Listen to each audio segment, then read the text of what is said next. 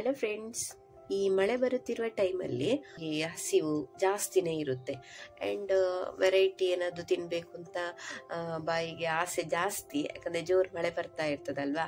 So ಅಂತ ಟೈಮಲ್ಲಿ ಯಾವ ರೆಸಿಪಿ ಮಾಡುವ ಅಂತ ಹೇಳಿದ್ರೆ ನಾವು ನಮ್ಮ ಸುತ್ತಮುತ್ತ ಅಂದ್ರೆ ಕಾಡಿನಲ್ಲಿ ಅಥವಾ ತೋಟದಲ್ಲಿ ಸಿಗುವಂತಹ ಕನಿಲೆಯನ್ನು ತಂದು ರೆಸಿಪಿ ಮಾಡ್ತಾ ಇದ್ದೇವೆ ನೋಡಿ. ಏನಂತ ಹೇಳಿದ್ರೆ ಬಾಂಬೂ ಟ್ರೀ ಉಂಟಲ್ವಾ, ಅಂದ್ರೆ ಅದು ಹುಟ್ಟಿ ಮೊಳಕೆ ಬರ್ತಾ ಇರೋ ಟೈಮಲ್ಲಿ ಅದನ್ನು ಕಡ್ದು ಈ ರೀತಿಯ ಒಂದು ರೆಸಿಪಿ ಮಾಡುವಂಥದ್ದು. ಸೊ ಇದರ ಒಂದು ವಿಶೇಷತೆ ಕೂಡ ತುಂಬಾನೇ ಉಂಟು ಅಂತ ಹೇಳ್ಬಹುದು.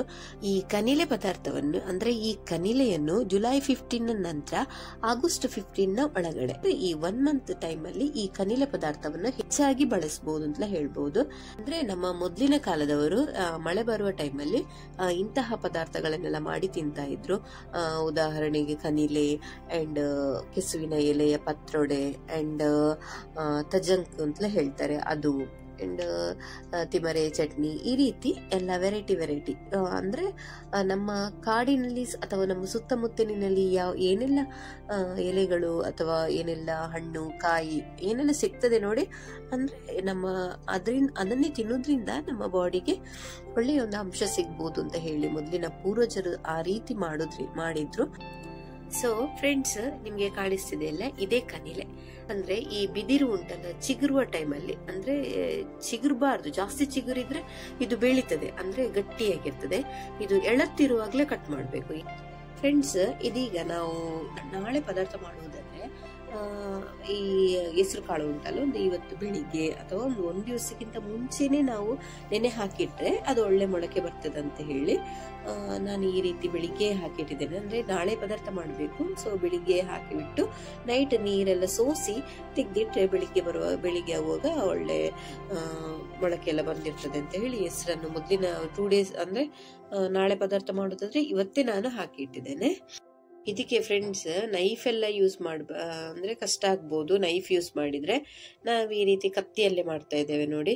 ಕತ್ತಿಯಲ್ಲೇ ಈ ರೀತಿ ಕೊಚ್ಚಬೇಕು ಅಂತ ಹೇಳಿದ್ರೆ ಆ ಕೊಚ್ಚೋ ಟೈಮಲ್ಲಿ ಹುಡಿ ಬೀಳ್ತದೆ. ಇಲ್ಲ ಅಂತ ಹೇಳಿದ್ರೆ ನೈಫಲ್ಲೆಲ್ಲ ಮಾಡಿದ್ರೆ ಅದಷ್ಟಾಗಿ ನೀಟಾಗಿ ಬರ್ಲಿಕ್ಕಿಲ್ಲ ಅಂತ ಹೇಳಿ ಕತ್ತಿಯನ್ನೇ ಹೆಚ್ಚಾಗಿ ಯೂಸ್ ಮಾಡುವಂಥದ್ದು ನೋಡಿ. ಈ ರೀತಿ ಬೀಳ್ತಾ ಇರ್ತದೆ ನೋಡಿ, ಕತ್ತಿಯಲ್ಲಿ ಕೊಚ್ಚುತ್ತಿರುವಾಗಲೇ ಅಂದ್ರೆ ಇದು ರೊಟೇಷನ್ ಮಾಡ್ತಾ ಇರ್ಬೇಕು, ತಿರುಗಿಸ್ತಾ ಇರ್ಬೇಕು, ಅವಾಗ ಹುಡಿ ಬೀಳ್ತದೆ ನೋಡಿ. ಅಂದ್ರೆ ಸ್ವಲ್ಪ ಇದು ಗಟ್ಟಿ ಸಿಗುವಾಗ ಈ ರೀತಿ ಓಪನ್ ಮಾಡ್ಬೇಕು. ಈ ರೀತಿ ಅದರ ಸಿಪ್ಪೆಯನ್ನು ಮೇಲಿಂದ ತೆಗಿಬೇಕು, ಹಾಗಾದ್ರೆ ಎಳೆತ್ತು ಸಿಗ್ತದೆ. ಇಲ್ಲಂತ ಹೇಳಿದ್ರೆ ಇದ್ರೆ ಪದಾರ್ಥಕ್ಕೆ ಅಷ್ಟು ಚೆನ್ನಾಗಿರೋದಿಲ್ಲ.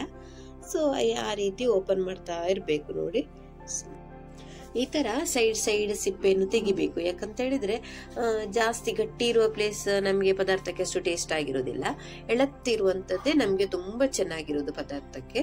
ನಮ್ಮ ಪೂರ್ವಜರೆಲ್ಲ ಏನ್ ಮಾಡ್ತಿದ್ರು ಅಂತ ಹೇಳಿದ್ರೆ ಈ ರೀತಿ ಕೊಚ್ಚಿ ಅದನ್ನು ಒಂದು ಬಟ್ಟೆಯಲ್ಲಿ ಕಟ್ಟಿ ಹಾಕಿ ಅದನ್ನು ಈ ರೀತಿ ಕೆರೆ ಅಥವಾ ತೋಡೆಲ್ಲ ಇರ್ತದಲ್ಲ ಸಣ್ಣ ಅಲ್ಲೆಲ್ಲ ಇಡ್ತಿದ್ರು. ಈಗೆಲ್ಲ ಅಂತದೆಲ್ಲ ಕಡಿಮೆಲ್ಲ ಸಿಗುದು. ಸೊ ನಾವೇನ್ ಮಾಡ್ತೇವೆ ಅಂತ ಹೇಳಿದ್ರೆ ಬಕೆಟ್ ಅಲ್ಲಿ ಹಾಕಿ ಇಟ್ಟು ಬಿಡ್ತೇವೆ. ಯಾಕಂದ್ರೆ ಏನಾದ್ರು ಮುಚ್ಚಿ ಪಾತ್ರೆಯನ್ನು ಟೈಟ್ ಬಾಯಿ ಮುಚ್ಚಳ ಇರುವಂತಹ ಪಾತ್ರೆಯಲ್ಲಿ ಇಟ್ಟುಬಿಟ್ಟು 1 ದಿವಸ ಅದಕ್ಕೆ ನಾವೇನ್ ಕೊಡ್ಬೇಕು ಅಂತ ಹೇಳಿದ್ರೆ ನೀರಲ್ಲೇ ಹಾಕಿ ಇಡ್ಬೇಕು. ಅಂದ್ರೆ ಅದ್ರಲ್ಲಿ ಇರುವಂತಹ ಅಂಶ ಎಲ್ಲ ಬಿಟ್ಟು ಹೋಗ್ಬೇಕು.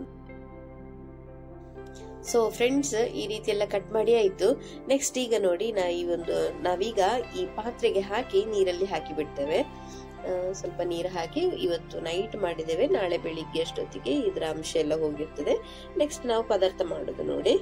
ನೆಕ್ಸ್ಟ್ ಇದಕ್ಕೆ ಬೇಕಾದಂತಹ ಮಸಾಲೆ ರೆಡಿ ಮಾಡಬೇಕು. ಅಂದ್ರೆ ಇದು ಪ್ರೀವಿಯಸ್ ಡೇ ನಾವೀಗ ನೀರಲ್ಲಿ ಹಾಕಿಟ್ಟಿದ್ದೇವಲ್ಲ, ನೆಕ್ಸ್ಟ್ ಡೇ ಇದನ್ನು ಪದಾರ್ಥ ಮಾಡಬೇಕು ನೋಡಿ. ಫಸ್ಟಿಗೆ ಸ್ವಲ್ಪ ತೆಂಗಿನಕಾಯಿ ತಗೊಂಡಿದೆ, ತೆಂಗಿನಕಾಯಿ ತುರಿ, ಸ್ವಲ್ಪ ಇಷ್ಟು ಮೆಣಸು, ಸ್ವಲ್ಪ ಸಾಸಿವೆ ಅಂಡ್ ಸ್ವಲ್ಪನೇ ಇದು ನಾವು ಮಾಮೂಲಾಗಿ ಹೇಗೆ ಪದಾರ್ಥ ಮಾಡ್ತೇವೆ ನೋಡಿ ಹಾಗೆ ಕೊತ್ತಂಬರಿ, ಜೀರಿಗೆ, ಬೆಳ್ಳುಳ್ಳಿ, ರುಚಿಗೆ ತಕ್ಕಷ್ಟು ಉಪ್ಪು ಅಂಡ್ ಹುಳಿ ಇಷ್ಟೆಲ್ಲ ಹಾಕಿ ಚೆನ್ನಾಗಿ ಗ್ರೈಂಡ್ ಮಾಡ್ಕೊಳ್ಬೇಕು.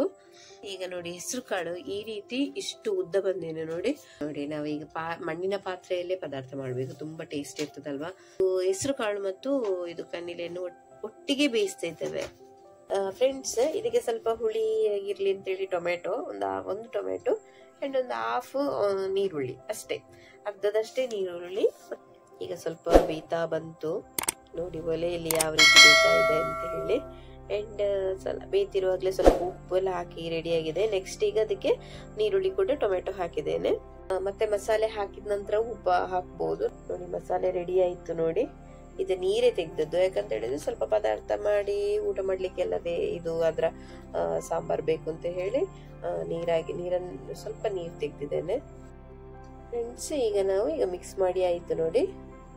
ಮಣ್ಣಿನ ಪಾತ್ರೆಯಲ್ಲಿ ಪದಾರ್ಥ ಮಾಡೋದ್ರಿಂದ ನಮ್ಮ ಆರೋಗ್ಯ ಸಮಸ್ಯೆ ಏನು ಇರುವುದಿಲ್ಲ ಅಂತ ಹೇಳಿ ಮಣ್ಣಿನ ಪಾತ್ರೆಯನ್ನೇ ಹೆಚ್ಚಾಗಿ ಬಳಸಬೇಕು. ಅನಿಲ ಪದಾರ್ಥ ರೆಡಿ ಆಯ್ತು ನೋಡಿ, ಕುದಿತಾ ಉಂಟು.